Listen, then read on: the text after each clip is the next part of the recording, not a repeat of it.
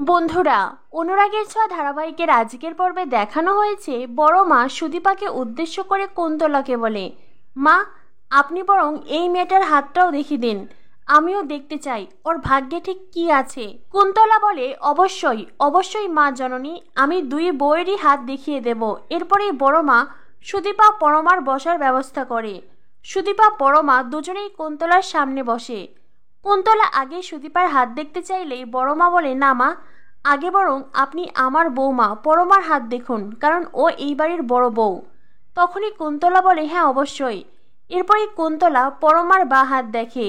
পরমার সম্পর্কে বেশ ভালো ভালো কথা বলে। মেয়েটি খুব সুলক্ষণা, মেয়েটি স্বামী সোহাগী হবে, সংসার উজ্জ্বল করে রাখবে। যেটা শুনে অভ্র মনে মনে ভাবে, উনি এই কথাগুলো বলছেন, এগুলো কি কখনো সত্যি হবে? আমি তো জানি এগুলো কোনোদিনই সত্যি হবে না, কারণ পরমা কখনোই এই বাড়িতে আমার সাথে সুখী হতে পারবে না, কারণ পরমা তো অন্য কাউকে ভালোবাসে। অন্যদিকে পরমার মা কুন্তলার কথা শুনে মনে মনে ভাবতে থাকে, যাক, তার মানে আমার মেয়ে জীবনের সব জটিলতা পেরিয়ে অবশেষে সুখের দিশা খুঁজে পাবে। পরমার মা খানিকটা নিশ্চিন্ত হয়। এরপরেই কুন্তলা সুদীপার হাত দেখতে চায়। কুন্তলা যেহেতু সুদীপাকে চেনে যে সুদীপা রূপার মেয়ে, তাই সেইভাবে সুদীপার সাথে কথা বলে। কুন্তলা সুদীপার হাত দেখে বলে, এই মেয়েটিও বেশ সুলক্ষণা, লেখাপড়ায় নিশ্চয়ই খুব ভালো, ওর হাতের রেখা তো তাই বলছে। পরমা বলে, সুদীপা অসামান্য, ও ডাক্তারি এন্ট্রান্স এক্সামে এবার ফার্স্ট হয়েছে। কুন্তলা খবরের কাগজে আগেই সুদীপার রেজাল্ট দেখেছে, আর সেই জন্যই লেখাপড়া ভালো, এটা সে বলতে পেরেছে। এরপরেই কুন্তলা সুদীপার হাত দেখে বলে, কিছুদিন আগেই কি তোমার পরিবারের কেউ, মানে তোমার আপনজন বিয়োগ হয়েছে? তখনই সুদীপা বলে, হ্যাঁ, আমার বাবা আমায় ছেড়ে চলে গেছেন।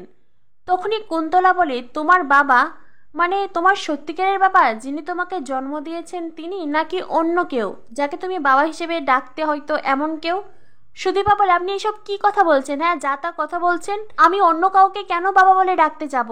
আর তাছাড়াও মা বাবা আবার সত্যি মিথ্যে হয় নাকি? এসব কি কথা বলছেন? কুন্তলা বলে, ঠিক আছে ঠিক আছে মা, আমি দেখছি। এরপরে কুন্তলা বলে, আচ্ছা, তোমার পরিবারের আর কে কে আছে? সুদীপা বলে, মা বাবা তো আগেই হারিয়েছি, আমার পরিবারের আর কেউ নেই আমার। কুন্তলা বলে, কেউ তো আছে, তোমার ভাই বোন, মানে মা বাবা ছাড়াও তো অন্য অনেকেই থাকে, তাই না? সুদীপা বলে, আমার কেউ নেই। কুন্তলা বলে, তোমার ভাই বোনও নেই, তোমার বোন নেই? তখনই সুদীপা বলে, আশ্চর্য তো, আপনি আমার ব্যাপারে এত সব মিথ্যে মিথ্যে কথা কেন বলছেন, যেসব কথার কোনো মাথামুন্ড নেই? আমার তো মনে হচ্ছে আপনি অন্য কারোর হাত দেখে গণনা করছেন। কুন্তলা বলে, না মা, আসলে কি বলতো, আমার মনে এই কয়েকটা খটকা লাগছে তো, মানে তোমার হাতের রেখা দেখে আর কি, সেজন্যই প্রশ্নগুলো করছি। সুদীপার পিসির তো হাত পা ঠান্ডা হয়ে আসছে। পিসু বুঝতে পারছে না এইবার এই মহিলার কি বলবে। সুদীপার মনে যদি সন্দেহ ঢোকে, সুদীপা যদি তার অতীতের ব্যাপারে আরো অনেক কিছু জানতে পারে। পিসি না পারছে কুন্তলাকে থামাতে, আর না পারছে সুদীপাকে ওখান থেকে তুলে নিয়ে যেতে।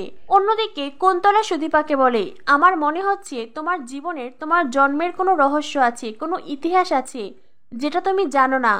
তখনই বড় মা বলে, আমি আগেই বলেছিলাম, এই মেয়ের না আছে বংশ পরিচয়, আর না আছে কোনো ঠিক ঠিকানা। এই মেয়েটাকে তুমি যে কেন বিয়ে করে এনেছিলে আদিত্য? তখনই সুদীপা দাঁড়িয়ে যায়। সুদীপা রেগে গিয়ে বলে, আপনি বারবার কেন আমাকে পরিচয়হীন বলছেন? আমি হিমাদ্রি মিত্রর মেয়ে, আর এটাই আমার পরিচয়। তখনই আদিত্য কুন্তলাকে বলে, দেখুন, ও আমার স্ত্রী, ওকে আমি বিয়ে করেছি, নিজের ইচ্ছায় বিয়ে করেছি। ও লেখাপড়ায় ভীষণ ভালো, আর এটাই ওর একমাত্র পরিচয়, আর আমি ওর এই পরিচয়ে খুশি। আমার পরিবারের সবাই নিশ্চয়ই ওকে এই পরিচয়েই মেনে নেবে, তাই দয়া করে আপনি অন্য কোনো পরিচয় আর খোঁজার চেষ্টা করবেন না। কুন্তলা বলে, ঠিক আছে। কুন্তলা মনে মনে ভাবে, তার মানে এই মেয়েটা তার অতীত সম্পর্কে কিচ্ছু জানে না। এই মেয়েটা ঠিক ততটুকুই জানে যতটুকু সামনে দেখা যাচ্ছে। কুন্তলা বেশ নিশ্চিন্ত হয়ে যায়। সে চাইলেই যে কোনো উপায়েই সুদীপার ক্ষতি করতে পারবে।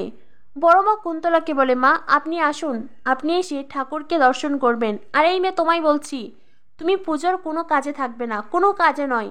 সুদীপা বলে, ঠিক আছে, আপনি যখন বলছেন, আমি এই পুজোয় থাকবো না। এই বলে সুদীপা কাঁদতে কাঁদতে চলে যায়। পরমা মনে মনে ভাবে, আহারে, মেয়েটা এইভাবে চলে গেল। পরমা সুদীপার পিছনে পিছনে সুদীপার ঘরে আসে।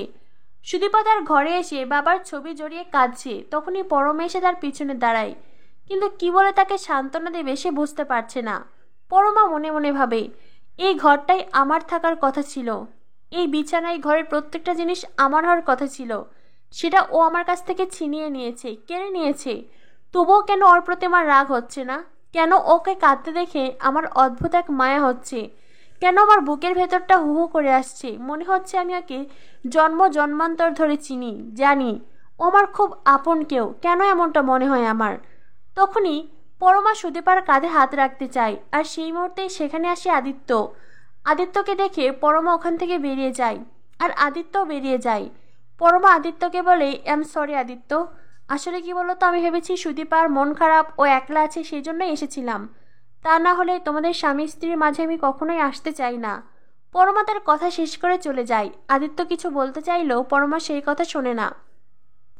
এদিকে দেখানো হয় সুদীপা মনে মনে ভাবে হয়তোবা পরমাই তার পিছনে দাঁড়িয়ে আছে। সুদীপা পরমা ভেবে আদিত্যকে বলে, আমি ঠিক আছি, তুমি কোনো চিন্তা করো না, আমি তো কদিন পরেই বাড়ি ছেড়ে চলেই যাব, কিন্তু তুমি দাদাভাইয়ের সাথে থেকো, দাদাভাইকে ভালোবেসো। আমাদের গ্রামের অনেকেই বলে যখন একজন মেয়ের স্মৃতিতে সিঁদুর ওঠে, তার মানে এই যে তাদের মধ্যে জন্ম জন্মান্তরের বন্ধন তৈরি হয়ে আছে, তারা না চাইলেও একে অপরকে ভালোবাসতে বাধ্য।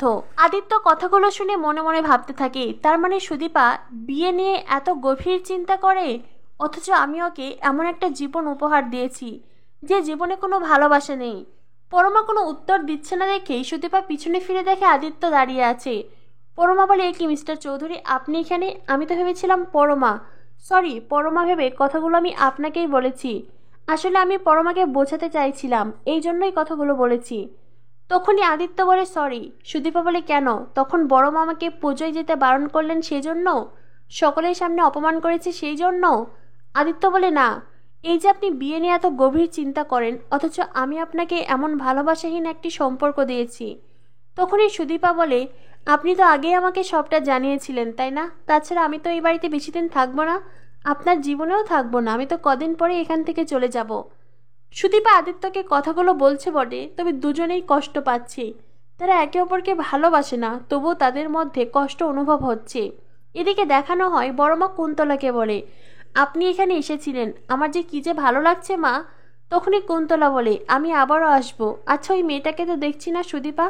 তখনই বড়মা বলে, ওইখানে না আসাই ভালো, আপনার বিদায় বেলা ও আসুক, আমি সেটাও চাই না।